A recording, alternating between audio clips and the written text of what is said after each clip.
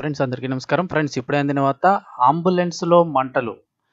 డాక్టర్‌తో సహా నలుగురు కన్నుమూత. ఏం జరిగింది, ఏంటి వివరాలు తెలుసుకుందాం. వీడియో పూర్తిగా చూడండి. అప్పుడే కంప్లీట్ ఇన్ఫర్మేషన్ అయితే అర్థమవుతుంది.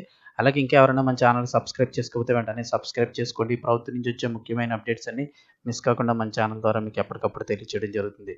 ఇంక వివరాల్లోకి వెళ్ళిపోదాం. గుజరాత్ రాష్ట్రంలోని ఆరావళి జిల్లాలో మంగళవారం తెల్లవారుజామున ఘోర విషాదం చోటు చేసుకుంది.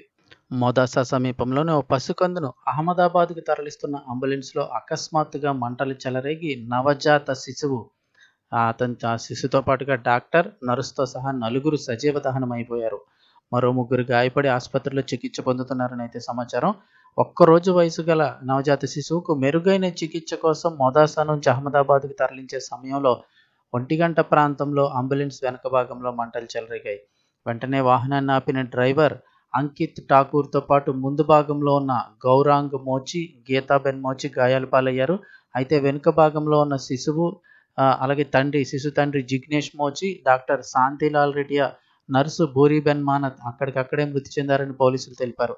అగ్నిమాపక సిబ్బంది చేరుకునే లోపే అంబులెన్స్ పూర్తిగా కాలిపోయిందని, ప్రమాద కారణాలపై ఫోరెన్సిక్ నిపుణులతో ఘటనపై దర్యాప్తు జరుగుతున్నట్లు జిల్లా ఎస్పీ మనోహర్ సింగ్ జడేజా తెలిపారు. సంఘటనపై కేసు నమోదు చేసి విచారణ చేపట్టారు. చాలా దురదృష్టకరమైన ఘటన. చిన్న పిల్లవాడితో సహా నలుగురు అయితే చనిపోయారు.